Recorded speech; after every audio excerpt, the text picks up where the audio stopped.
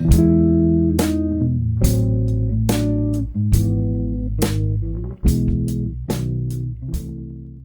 ora, I'm Erin J. Doyle. Welcome to my channel in day 5 of NaNoWriMo. Oh, that's not a good sign. So, I've just-ish finished work. Now I am making dinner, which involves just like turning on oven, so that's labour, I was about to say labour intensive. That's not correct. Not labour intensive. Whilst that's going, I'm going to make a start on editing for the day. Technically I've already edited today because I finished chapter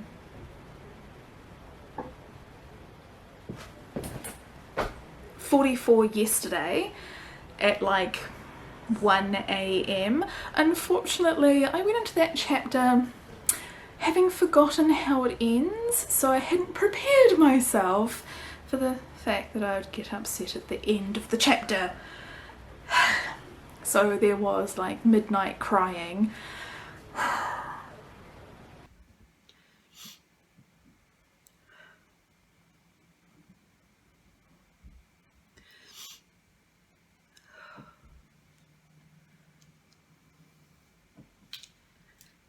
But I think it's okay, it wasn't a big section, but that's done. So I'm on to chapter 40, what did I just say I had done? So I'm up to 45.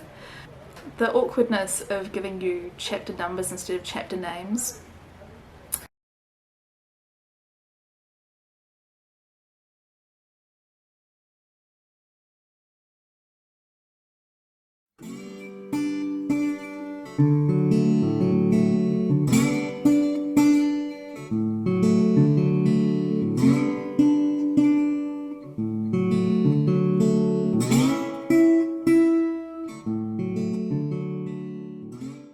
It is now 7 PM, dinner has been ingested, I have done a tiny amount of work, mostly just making a final decision about how I was going to handle that opening paragraph of this chapter.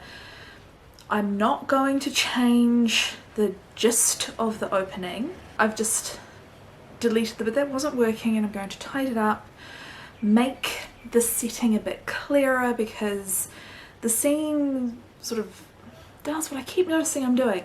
Describes irrelevant shit without describing anything that's actually interesting or relevant to the character's experience or actions. So I'm fixing that.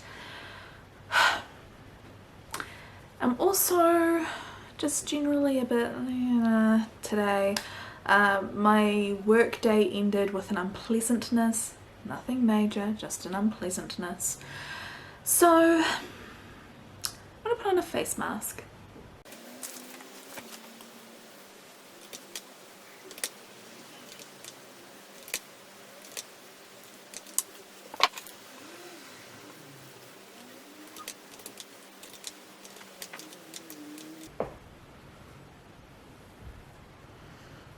I know it's not really a thing with the fabric ones, but I always feel like I can't move my face while it's on.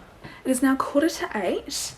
I'm still working on the same chapter. I'm only a couple of pages in, but what I did was continue past that beginning of the chapter that was giving me issues and just make some progress, stumble into an emotional part and get upset, and then through editing the rest of that scene I kind of came to a settled decision about how I wanted to open the scene.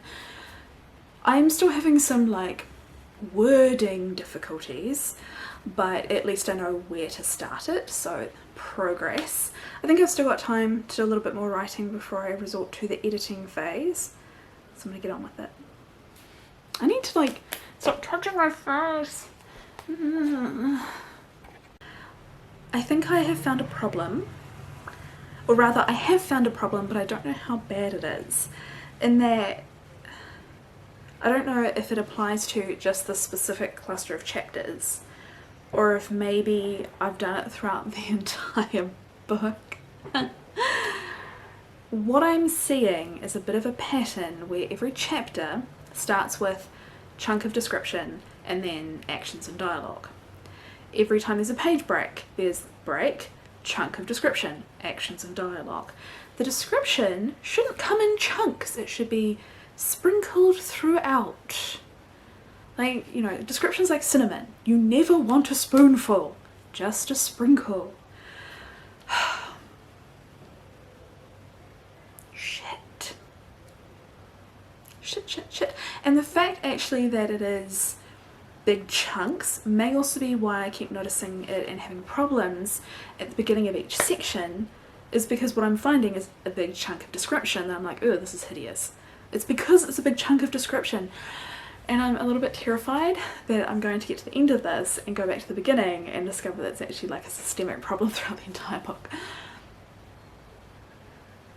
It's fine.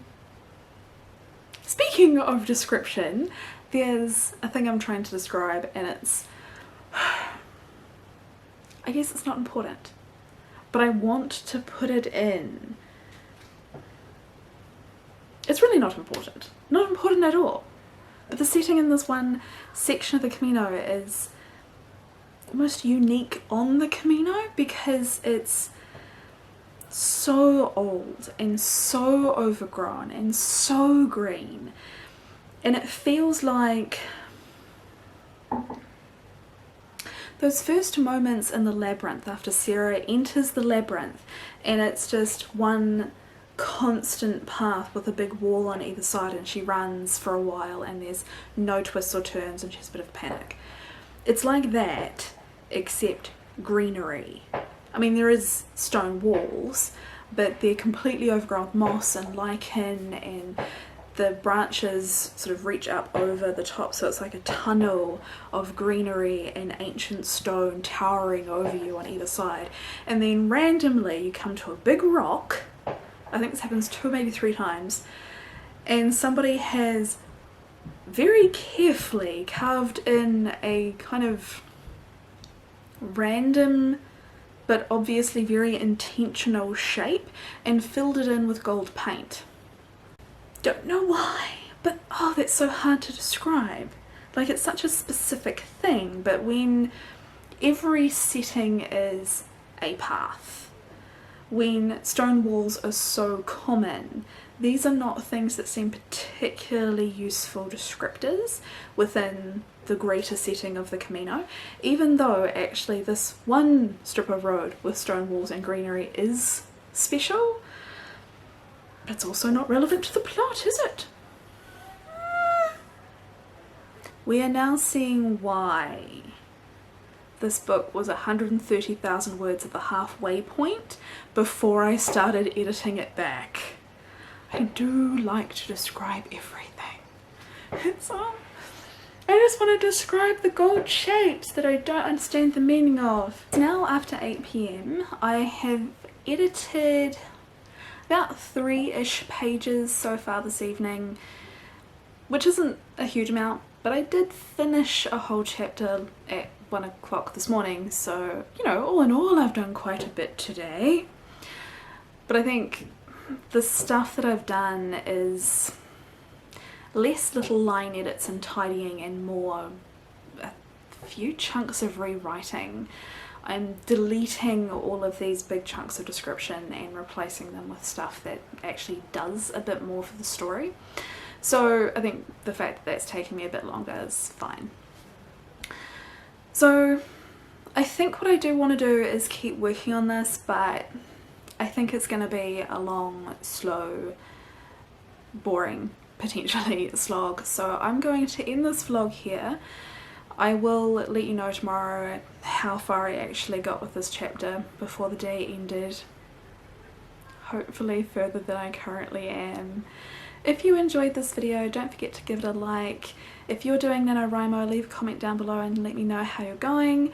And if you're new around here and you're enjoying the chaos, then by all means click the notification button, ring the bell so you can stay up to date, and I'll see you tomorrow. Bye!